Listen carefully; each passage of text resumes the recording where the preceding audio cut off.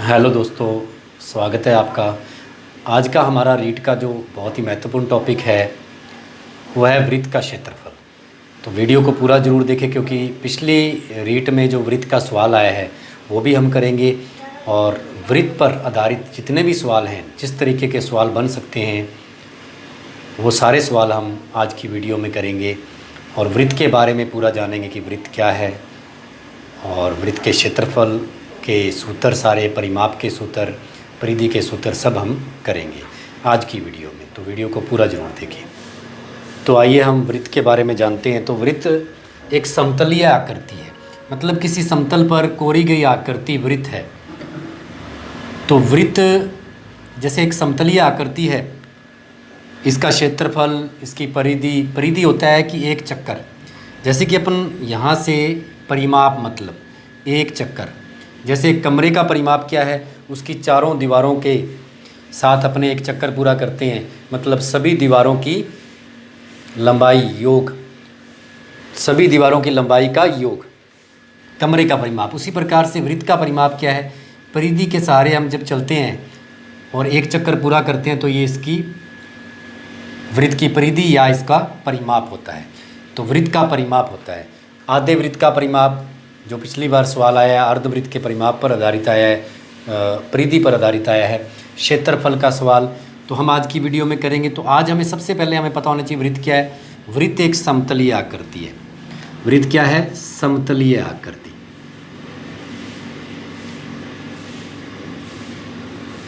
समतलीय आकृति।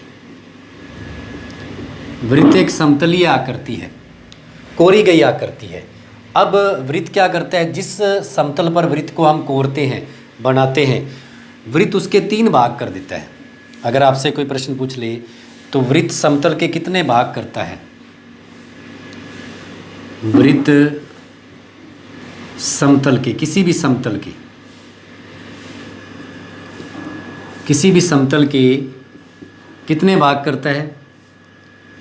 किसी भी समतल को 3 भागों में बांटता है। 3 भाग कौन से हैं? अब वृत्त के बारे में आ जाए कि वृत्त किसी समतल को कितने भागों में विभाजित करता है? 3 भागों में। जैसे ये समतल बोर्ड, ये समतल था, इस पर हमने वृत्त कोर दिया, वृत्त बना दिया। अब इस वृत्त ने क्या कर दिया, इस समतल के, इस बोर्ड के 3 भाग कर दिए। कौन से कर दिए? एक तो हो गया वृत्त के अंदर का, अभ्यंतर बोल देंगे। एक तो हो गया वृत्त के अंदर का, एक ये वृत्त को और दिया, उसके बाहर जितना भी भाग बच गया, इस वृत्त के बाहर जितना भी भाग बच गया, बाहर का भाग, बहिर्भाग बोल देंगे इसको। ये हो गया एक ये अंदर का हो गया। अब तीसरा भाग कौन सा है? तीसरा खुद ये वृत्त है, मतलब इसकी परिधि। तो 3 भागों में बांटता है समतल को। तो देखें आप, यहाँ इस बोर्ड पे हमने वृत्त बनाया, तो वृत्त ने क्या किया, एक तो खुद वृत्त हो गया, परिधि वाली लाइन जो दिखाई दे रही है हमें, ये भाग हो गया। एक इस जो चक्कर के अंदर का भाग हो गया और एक बाहर का भाग हो गया। बाहर का जितना भी एरिया है वो सारा हो गया। तो इस प्रकार से अगर प्रश्न आ जाए कि वृत्त क्या है, वृत्त, तो वृत्त समतलीय आकृति है, मतलब समतल में कोरी गई आकृति है। दूसरा, वृत्त समतल को कितने भागों में बांटता है? वृत्त समतल को 3 भागों में बांटता है। वृत्त समतल को 3 भागों में बांटता है।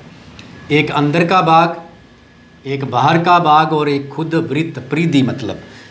तो इस प्रकार से वृत्त किसी समतल को 3 भागों में बांटता है और वृत्त एक समतलीय आकृति होती है। चलिए अब हम इससे संबंधित कुछ सवाल करेंगे। अब हम वृत्त के क्षेत्रफल और परिधि के बारे में बात कर लेते हैं। तो जैसे कि परिधि होती है एक चक्कर पूरा करने में तय की गई दूरी। जब एक वृत्ताकार मैदान के एक चक्कर पूरा करते हैं, या साइकिल का पहिया एक चक्कर पूरा करता है, तो वो होता है परिधि या परिमाप वृत्त का। तो वृत्त की परिधि पर पिछली रीट में सवाल आ चुका है, वो भी हम करेंगे। तो वृत्त की परिधि क्या होती है? परिमाप मतलब 2πr होता है, क्योंकि इसमें 2 तो त्रिज्याएं हैं। वृत्ताकार आकृति में पाई तो लेना ही है हमने, तो 2 त्रिज्याएं हैं, तो इसका पूरा एक चक्कर क्या हो जाएगा 2πr हो जाएगा। अब वृत्त के क्षेत्रफल की अगर बात करें तो वृत्त का क्षेत्रफल, किसी भी आकृति का हम क्षेत्रफल की बात करते हैं तो आपने क्या करना है, यदि हमें सूत्र आता भी नहीं है तो उस आकृति को देखना है और उस आकृति की 2 सीधी कोरों को आपस में गुणा कर देना है, क्षेत्रफल आ जाएगा। अब अगर वृत्ताकार आकृति है, उन आकृतियों के साथ वृत्त लगा हुआ तो पाई जरूर लगेगा। तो इसमें देखिए एक तो पाई आ गया, फिर 2 सीधी कोरें, ऐसे तो बहुत सारी सीधी कोरें हैं, तो एक त्रिज्या ऐसे होगी, एक इधर भी सीधी कोर हो सकती है, ऐसे बहुत सारी कोरें सीधी होगी। तो सीधी कोर इसमें क्या है, त्रिज्या ही है। और कितनी सीधी कोर लेनी होती है, सिर्फ 2 सीधी कोर। तो 2 सीधी कोर इसमें क्या है, 2 बार r है, तो πr² हो जाएगा। मतलब किसी भी आकृति का क्षेत्रफल निकालना है, आपको इससे पिछली वीडियो में घन घनाभ वाले वीडियो में बताया था कि आयतन निकालना है तो सभी सीधी कोरों को गुणा कर दो, आयतन निकल जाता है। अगर वृत्ताकार भाग है आकृति के साथ तो पाई भी लगा दो इंटू में और सभी सीधी कोरों को गुणा कर दो। और क्षेत्रफल निकालना है तो 2 सीधी कोरों को गुणा करना है, और अगर वृत्ताकार भाग है साथ में आकृति के तो पाई लगाना है। तो सूत्र रटने की ज़रूरत नहीं होती, सूत्र को हमने समझना है। तो आइए हम वृत्त का क्षेत्रफल हो गया πr²। अब इस पर आधारित हम कई सूत्र बना सकते हैं। अगर वृत्त की बात करें तो अर्धवृत्त का भी सूत्र बन जाएगा। तो अर्धवृत्त का क्या हो जाएगा, मतलब वृत्त पूरा क्या है πr, तो अर्धवृत्त क्या हो जाएगा 1/2 πr। और वृत्त का चौथा भाग, जैसे अभी ये चौथा भाग बना हुआ है, वृत्त के 4 भाग हैं, तो चतुर्थांश चौथा भाग ये अर्ध है। और अगर चतुर्थांश की बात करें तो चौथा भाग लग जाएगा 1/4 πr²। तो इस प्रकार से वृत्त के ये सभी सूत्र हैं, क्षेत्रफल और परिमाप। और यदि हम बात करें अर्धवृत्त की, अब हम बात करें अर्धवृत्त की, अर्धवृत्त का परिमाप या परिमाप की बात कर लेते हैं। पहले परिमाप होता है एक चक्कर पूरा करना, परिमाप होता है एक चक्कर पूरा करना। जो अभी पिछले बार जो सवाल आया वो आपको यहाँ भी इसके बाद करवाएंगे, तो आप देखेंगे कि उसमें उन्होंने किस प्रकार से हमें मतलब कंफ्यूज किया है। तो अब आप देखें कि परिमाप क्या होता है, एक चक्कर पूरा करना। मतलब अर्धवृत्त का परिमाप क्या होगा, अपन यहाँ खड़े हैं तो यहाँ से अपन यहाँ से इस प्रकार से यहाँ पर थोड़ी एक चक्कर पूरा हो गया। और अगर अर्धवृत्त की परिधि की बात करें तो वो तो यहाँ से यहाँ तक ही होगी, क्योंकि पूरी परिधि तो पूरा घूमना है। लेकिन यहाँ अर्धवृत्त के परिमाप की बात हो रही है, तो इसका मतलब एक चक्कर पूरा करना पड़ेगा। तो यहाँ से देखें आप, यहाँ पर आके नहीं रुक सकते, हम वापस उसी जगह आना है। तो आपको पता है, देखें परिमाप कैसे हो जाएगा, पूरी परिधि है 2πr, तो यहाँ से देख लेते हैं अपने 1/2 × 2πr, ये क्या आ गया, ये यहाँ से यहाँ तक आ गया। अब प्लस क्या आएगा, देखें आप प्लस क्या आएगा, ये भी त्रिज्या है क्योंकि ये केंद्र है, तो प्लस क्या आएगा, प्लस आएगा 2 × r, मतलब व्यास। 2 × r क्या होता है, व्यास होता है। एक त्रिज्या और एक त्रिज्या व्यास बन गई। तो आप देखते हैं कि 2 से 2 चला गया, तो πr + 2r, ये होता है हमारा अर्धवृत्त का परिमाप। अब पिछली बार जो सवाल पूछा है उसमें उन्होंने सीधा पूछा है, सिर्फ आधे वृत्त की परिधि पूछा है। तो आधे वृत्त की परिधि पूछा है उन्होंने, परिमाप नहीं लगाया। तो परिधि आधे वृत्त की पूछा है तो सिर्फ इतना दिया है उसने, यहाँ तक का एरिया। वो सवाल आपको अभी करवाएंगे। तो अगर परिमाप पूछ लेता तो मतलब एक चक्कर पूरा करना ही पड़ेगा हमें। तो यहाँ से अर्धवृत्त के परिमाप की बात करें तो πr + 2r कर सकते हैं। और अर्धवृत्त का क्षेत्रफल यहाँ पे हो चुका है। अब हम इससे संबंधित सवाल करते हैं। अभी ये सूत्र थे हमारे, तो आइए हम सवाल करते हैं। पिछली बार जो सवाल आया है सबसे पहले उसी को हम हल करेंगे। जैसे ये सवाल आया है पिछली पेपर में रीट के, तो इस सवाल में आप देखें कि सबसे पहले तो लिखा है 56 सेंटीमीटर व्यास वाले किसी वृत्त के आधे भाग की परिधि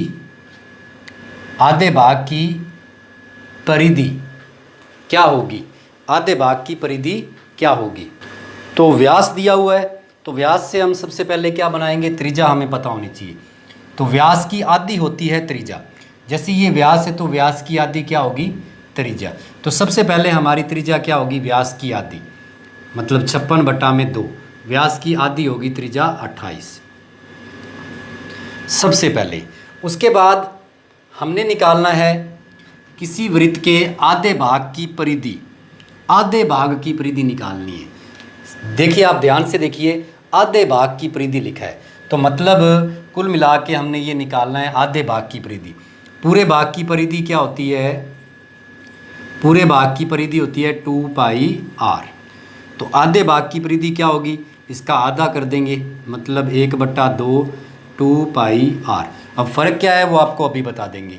2 से 2 चला गया। अब पाई का मान सवाल में दे रखा है 22/7 इंटू r। r कितना है? 28 है। तो 7 चौका 28 और 22 चौका 88, मतलब ऑप्शन आ रहा है बी। अब अगर यहाँ आधे भाग की जगह पे लिखा होता है कि किसी वृत्त का आधे वृत्त का परिमाप निकालना है आपने, किसी वृत्त का आधे वृत्त का परिमाप निकालना है, तो आधे वृत्त का यदि उसने लिखा होता है परिमाप, तो परिमाप में तो हमें हर हाल में तो हमें एक चक्कर पूरा करना होता। तो एक चक्कर कैसे पूरा करते हम? जैसे यहाँ देखें आप, तब हम ये हमारा आधा वृत्त है, तो देखें आप यहाँ आधे वृत्त की भाग की परिधि पूछिए, तो आधे भाग की परिधि तो इतनी होगी पाई r होगी, मतलब सीधा पाई r लिख सकते हैं अपने, क्योंकि ये हमें पता है कि ये कट ही जाएगा, ये इतना कुछ करने की ज़रूरत नहीं है। लेकिन अगर परिमाप कह देता है यहाँ पे, वो परिमाप बोल देता है जैसे आपको समझाया था, तो एक चक्कर पूरा करना ही पड़ता हमें। तब एक चक्कर पूरा करना होता, तो आपको पता है यहाँ तक तो पाई r हो गया, 88 हो गया, प्लस r 28 और 28 56 इसके अंदर और ऐड करते हम, तो इसका आंसर आता है। तो इस प्रकार से थोड़ा ध्यान रखना है सवाल को पढ़ते वक्त। तो अब आप देखें कि यहाँ पे आधे भाग की परिधि मतलब सिर्फ आधा भाग ही पूछा है, एक चक्कर पूरा नहीं लगाना हमने। अगर यहाँ परिमाप लिखा होता तो मतलब एक चक्कर पूरा करना ही पड़ता हमें। तब इसमें 1r और 1r मतलब 28 और 28 मतलब व्यास इसमें ऐड कर देते 56, तब इसका आंसर अलग होता। तो इस प्रकार से ये पिछले रीट में सवाल आया है और इसका बी ऑप्शन सही है। 88 सेंटीमीटर आधे भाग की परिधि क्या होगी ये पूछा है उन्होंने। जैसे हम एक और सवाल करते हैं वृत्त पर आधारित। तो इसमें है वृत्त की परिधि दी हुई है, वृत्त की परिधि दी हुई है 44, तो वृत्त का क्षेत्रफल क्या होगा ये हमें पता होना चाहिए। तो परिधि दी है, तो परिधि से क्षेत्रफल निकालना है हमने। तो क्षेत्रफल निकालने का तरीका हमारे पास क्या है? सबसे पहले हमें पता होना चाहिए परिधि दी है तो त्रिज्या क्या होगी। तो त्रिज्या क्या होगी आपको पता है कि परिधि इस प्रकार से 2 पाई r बराबर 44 होता है। अगर हम सीधा करें तो r बराबर क्या आ जाएगा? 44 इंटू 7/2 इंटू 22। अब अपने इसको सीधा कैसे कर दिया? क्योंकि पाई का मान 22/7 है, तो 22 और 2 बटा में आ गया और 7 क्योंकि पक्षांतरण हो गया सीधा ही। और इस प्रकार से हम इसको हल करें तो ये आ जाएगा हमारे पास, यहाँ पर 2 आया तो 2 से 2 चला गया, तो r कितना आया? 7। अब निकालना है इसका क्षेत्रफल। तो क्षेत्रफल क्या होता है आपको पता है? वृत्त का क्षेत्रफल होता है पाई r स्क्वायर होता है। तो आपको पता है कि पाई का मान तो 22/7 है, इंटू 7 इंटू 7 स्क्वायर है, तो एक साथ कट गया तो क्या आ जाएगा? 154 सेंटीमीटर स्क्वायर। तो कौन सा ऑप्शन आ जाएगा? इसका ऑप्शन आ जाएगा ए। आपने क्या करना है देखिए आप परिधि दी है तो त्रिज्या बनानी है, उसके बाद क्षेत्रफल निकलेगा। आपको पता है कि त्रिज्या के बिना क्षेत्रफल वृत्त का कोई भी मान नहीं निकल सकता। पहले त्रिज्या बनानी होगी उसके बाद क्षेत्रफल निकलेगा। तो हमें पता है त्रिज्या बराबर क्या होता है अगर परिधि दी है, तो परिधि इंटू 7/22/2। तो इस प्रकार से त्रिज्या आ गई, त्रिज्या से हम क्षेत्रफल निकाल लेंगे। क्षेत्रफल क्या है? पाई r स्क्वायर, मतलब एक r तो कट जाएगा, अब एक ही r हमारे पास बचा है, तो 22×7 154 हो जाएगा। तो आपको इस वीडियो में हमने ये सवाल किए हैं। अब अगली वीडियो में हम वृत्त पर आधारित कई सारे सवाल करेंगे, ताकि वृत्त से संबंधित कोई भी सवाल आए रीट में तो आप बड़ी आसानी से उसको हल कर लें। तो वीडियो को लाइक ज़रूर करें, कमेंट ज़रूर करें और वीडियो को पूरा देखा करें। धन्यवाद।